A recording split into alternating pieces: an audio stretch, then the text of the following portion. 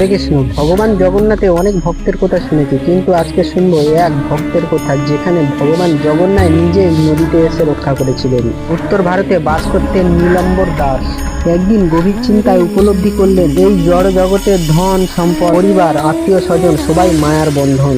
এই দুর্লভ মানব জন্ম যদি কেবল এই জড় জগতের বিষয় নষ্ট করি তবে জীবন বৃথা হয়ে যাবে। তিনি ভাবলেন, জগতের জগন্নাথ, আমি নীলাচল ধামে গিয়ে প্রভুর দর্শন করব। এই সংকল্প নিল নীলাম্বর দাস। নীলাচলের উদ্দেশ্যে যাত্রা শুরু করলো। গভীর অরণ্য প্রথম বিপদ। হাঁটতে হাঁটতে তিনি এক ভয়ঙ্কর গভীর অরণ্যে প্রবেশ করলেন। চারিদিকে নিস্তব্ধ, অন্ধকারে ভরা ভয়ের পরিবেশ। প্রভুর নাম জপতে জপতে তিনি নিরাপদে অরণ্য অতিক্রম করলেন। গঙ্গার তীরে এসে পৌঁছালেন, সেখানেও মৃত্যুর ভয়। বিশাল এক গঙ্গা নদী। নীলাম্বর দাস বহু ডাকাডাকি করলেন, কেউ আছেন, আমাকে নদী পার করিয়ে দিন। কেউ সাড়া দিল না। সন্ধ্যা নামতে এক জেলে এসে উপস্থিত, কিন্তু তার মনে ছিল ভয়ঙ্কর কুচিন্তা। এই ব্রাহ্মণের কাছে নিশ্চয়ই অনেক ধন সম্পদ আছে, মাঝ নদীতে নিয়ে গিয়ে হত্যা করলে আমার সব হবে।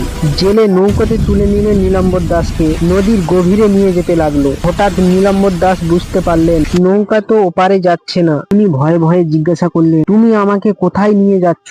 জেলে হেসে বলল, আজ তোমার মৃত্যু নিশ্চিত। মৃত্যুর ভয়ে কাঁপতে কাঁপতে নীলাম্বর দাস হাত জোড়ো করে প্রার্থনা করলেন, হে বিপদ ভঞ্জন, ভক্ত বাৎসল্য, হে প্রভু জগন্নাথ, আমি কেবল তোমার মুখ দর্শন করতে চাই। দয়া করে তার আগে আমাকে মৃত্যুর মুখে ঠেলে দিও না। ভক্তের আকুল আবেদন শুনছেন প্রভু জগন্নাথ কি আর স্থির থাকতে পারে? প্রভু জগন্নাথ এক ক্ষত্রিয় রূপ ধরে নদীর তীরে আবির্ভূত হলেন। সিংহের মতো গর্জন করে তিনি চিৎকার করলেন, ও হে মাঝি, অবিলম্বে নৌকাটিকে তীরে ফেরাও, না হলে তোমার মৃত্যু অবধারিত। ভয়ে জেলের প্রাণ শুকিয়ে গেল। প্রভু এক তীর নিক্ষেপ করলেন। তীব্র শব্দ নিয়ে নৌকাটিকে আঘাত করলেন। জেলে ভীত হয়ে নৌকাটিকে দ্রুত তীরে ফিরিয়ে আনলেন। প্রভু জেলেকে আদেশ দিলেন, এই ব্রাহ্মণকে নিরাপদে নদী পার করে দাও।